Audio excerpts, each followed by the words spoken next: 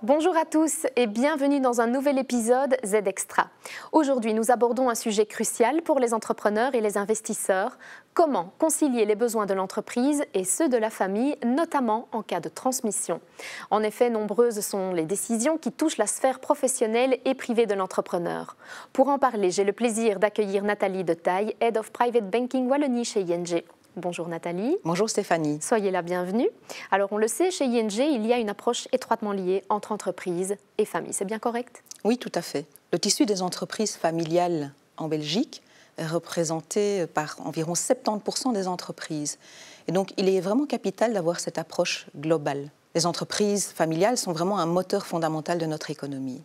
Donc, d'une part, nous avons le département entreprise qui va s'occuper de gérer tous les besoins de l'entreprise, que ce soit au quotidien ou spécifiquement pendant les moments clés de leur existence. Et la transmission est un moment clé de l'existence. Et par ailleurs, notre département Private Banking qui va vraiment s'assurer de la croissance du patrimoine de l'actionnaire cédant. Et on se fait parfois aider par d'autres départements spécialisés, comme le département fusion-acquisition et bien évidemment nos juristes spécialisés. Et comment est-ce que la banque va pouvoir aider dans ces moments clés le propriétaire de l'entreprise et sa famille? Le premier élément à réfléchir, c'est qu'est-ce qu'on souhaite réellement céder? Est-ce qu'on souhaite céder toute l'entreprise ou seulement une partie?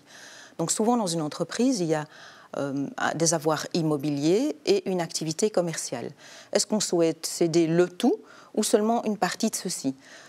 C'est important parce que l'immobilier a parfois un caractère historique ou familial, voire même sentimental. Et donc cette réflexion est importante. Par ailleurs, l'immobilier peut jouer un rôle important si l'ancien actionnaire le maintient dans son patrimoine pour assurer des revenus réguliers par la suite. Donc ça, c'est une première réflexion super importante. La deuxième réflexion, c'est de savoir à qui on souhaite céder. Est-ce qu'on a dans la famille des enfants à qui on peut transmettre le patrimoine, mais également qui le souhaitent, ou alors pas du tout? Et à ce moment-là, est-ce qu'on souhaite plutôt transmettre à des dirigeants même de l'entreprise, ou il faut tout à fait trouver un acquéreur externe? Ça, c'est une réflexion importante. Après, les valeurs de l'entreprise. Souvent, c'est quand même assez important que les nouveaux actionnaires aient grosso modo les mêmes valeurs que l'actionnaire qui cède. Parce que sinon, ça va poser des problèmes d'adaptabilité et notamment, dans une reprise, ce qui est important, c'est de pouvoir maintenir le personnel à bord. Ces éléments de valeur vont avoir un rôle super important. Et enfin, les modalités de paiement de la transaction. Qu'est-ce qu'on va devoir faire? Est-ce qu'il y a des emprunts qui sont liés à la transaction de transmission? C'est très souvent le cas et on peut accompagner bien sûr les actionnaires acquéreurs dans ce schéma-là. Et quelles sont les modalités de paiement et les sécuriser pour l'actionnaire vendeur?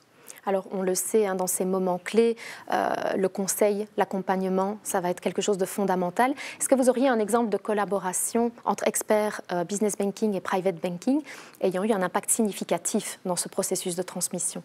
Oui, tout à fait. Je pense à un exemple précis d'une famille où l'actionnaire avait 3 enfants, mais seulement un enfant en capacité de reprendre l'entreprise. Et donc cet enfant le souhaitait vraiment, avait l'énergie et vraiment les fondamentaux pour pouvoir gérer l'entreprise post-cession. Mais donc l'entrepreneur avait dès lors comme préoccupation de pouvoir garder une égalité entre tous les enfants. Et donc ça nécessitait de pouvoir, post-transmission au premier enfant, organiser des donations vers les 2 suivants.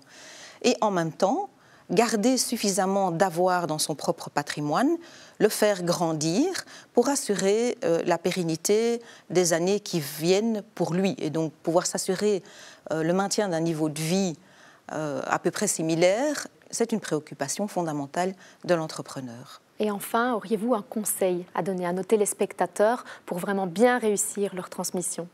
Oui, certainement. Le processus de transmission est un processus qui peut s'avérer relativement long et donc y penser relativement tôt dans la vie de l'entrepreneur, donc vraiment pas à la dernière minute, pour bien préparer le processus et savoir ce qu'on a envie de faire, comment.